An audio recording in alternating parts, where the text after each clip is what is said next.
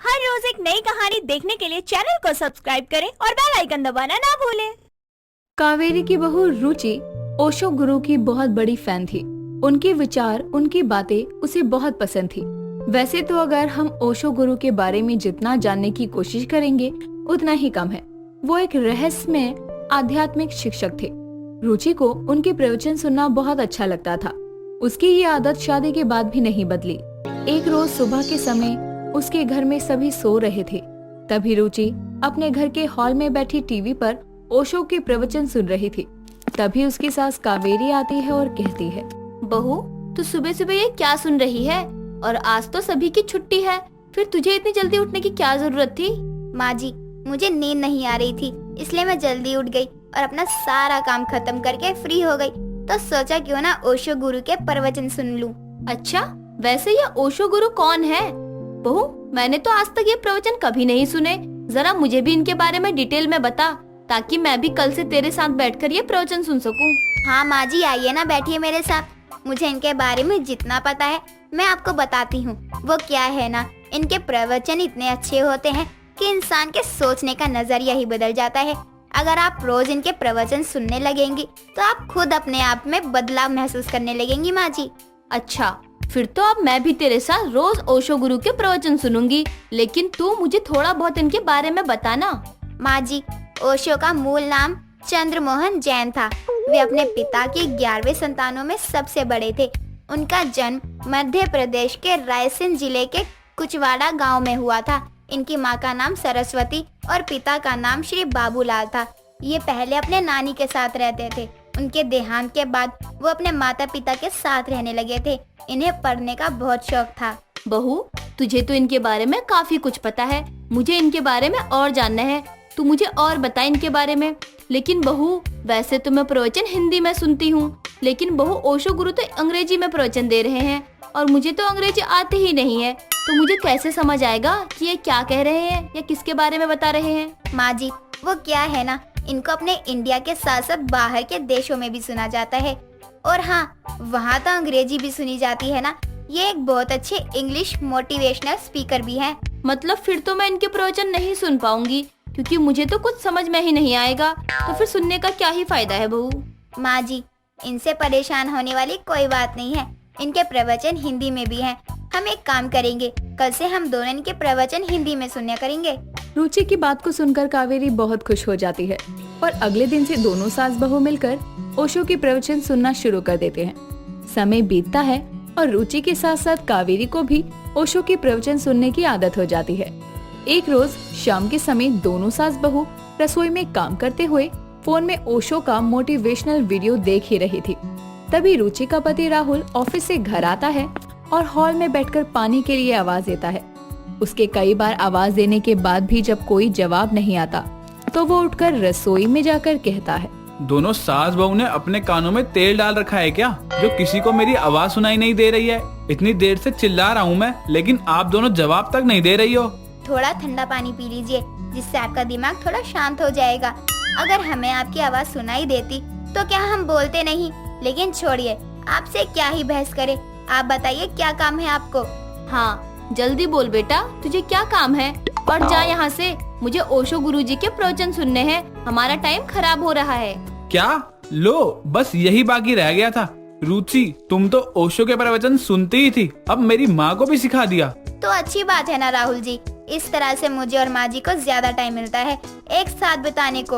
अभी तक मैं सासू माँ की ओशो को सुनने वाली बहू थी, अब मेरी सासू माँ भी ओशो को सुनने वाली सास हो गई है। हम दोनों की पसंद जो मिल गई है। हाँ हाँ, ठीक है, आप लोगों को जो करना है करिए, लेकिन पहले मुझे एक कप चाय और कुछ खाने के लिए भी दे दो। उसके बाद जो मन आए वो करो। जब भी तू ऑफिस से आता है हमेशा तेरा मुंह ही बना रहता है। कभी तो खुश होकर घर वापस आया कर तू। माँ, आया तो सही मूड में ही था, लेकिन जब चिल्ला चिल्ला कर थक गया एक गिलास पानी के लिए, लेकिन किसी ने सुना तक नहीं। तो आप ही बताइए, किसे गुस्सा नहीं आएगा? आप लोगों को जो करना है करिए, लेकिन कोई अगर बाहर से आया है तो उसे चाय पानी तो पूछ लीजिए ना। अच्छा ठीक है, मैं आगे से ध्यान रखूंगी। अब आप मुंह हाथ धो लीजिए, कमरे में जाओ, मैं वहीं चाय लेकर आती हूँ। हाँ, लेकिन जल्दी, क्योंकि मेरे सर में बहुत दर्द है इसीलिए। राहुल इतना कहकर गुस्से में वहाँ से चला जाता है, जिसके बाद कावेरी और रुचि फिर से ओशो की वीडियो देखने लगते हैं। थोड़ी देर बाद रुचि राहुल के लिए चाय नाश्ता लेकर कमरे में आती है और राहुल को चाय देते हुए कहती है, माफ करिए, थोड़ा देर हो गई चाय लाने में। वो मैं खाना बनाने में लग गई थी ना, इसलिए भूल गई थी। 10 बज गए हैं, रात है। अब इस चाय नाश्ता का मैं क्या करूँगा? तुम ही पी लो अपनी चाय, अब मुझे नहीं चाहिए। मेरे सर में बहुत दर्द है, मैं जा रहा हूँ सोने।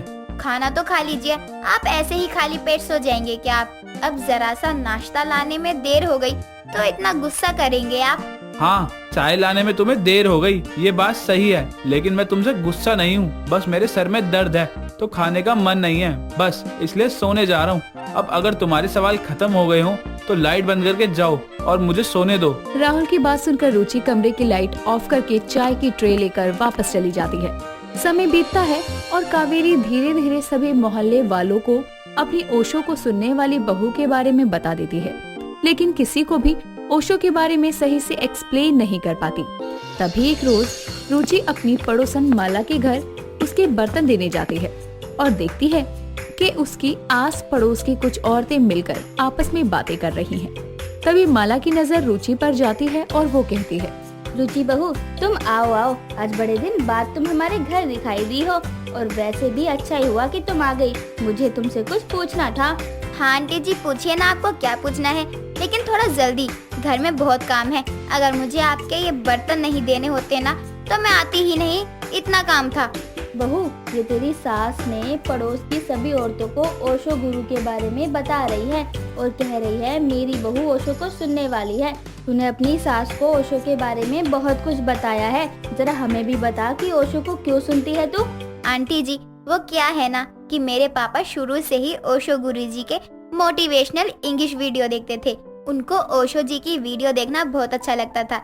जब भी हमारे घर में टीवी ऑन होती तो सिर्फ ओशो जी की मोटिवेशनल वीडियो ही चलती थी, जिसके चलते मुझे भी आदत हो गई है। मैंने भी उनकी वीडियो को देखना और उनके प्रवचनों को सुनना शुरू कर दिया है। अगर ये इतने बड़े गुरु हैं तब तो हमें भी इनकी वीडियो को देखना चाहिए, इनके प्रवचनों को सुनना चाहिए, ताकि हमें भी कुछ ज्ञान मिल सके। बिल्कुल माला, मैं तो कह रही हूँ ओशो गुरु की वीडियो अभी से देखना शुरू कर। तुझे तो इतनी अंग्रेजी भी आती है। जो समय हम कुछ ऐसे चुगली करने में बिता देते हैं, अगर उस समय में हम कुछ अच्छा देखेंगे, सुनेंगे, उनके बारे में जानेंगे तो हमें कुछ नया सीखने को मिलेगा। ये तो तूने सही कहा कावेरी। अच्छा एक बात बता बहू, अगर ये गुरु हैं तो क्या हम लोग इनसे मिल नहीं सकते इनके आश्रम जाकर? आंटी जी, वो क्या है ना कि वो परलोक सिधार गए हैं तो उनसे मिलना तो मुश्किल है, लेकिन हाँ, हम उनके आश्रम में जरूर जा सकते हैं। उनके आश्रम हर जगह हैं। ये बात सुनकर वहाँ बैठी सभी औरतें खुश हो जाती है, जिसके बाद रुचि के साथ साथ उसके पूरे मोहल्ले वाले भी ओशो के प्रवचन को सुनने लगते हैं। और इस तरह से कावेरी की बहू रुचि न केवल घर में ही बल्कि पूरे मोहल्ले में ही ओशो को सुनने वाली बहू के नाम से फेमस हो जाती है और इसी तरह से आगे भी और लोगों को ओशो के बारे में बताती रहती है। दोस्तों, अगर आपको ये कहानी पसंद आई तो इसे लाइक करें, शेयर करें और कमेंट करके बताएं कि कहानी में आपको सबसे अच्छा क्या लगा।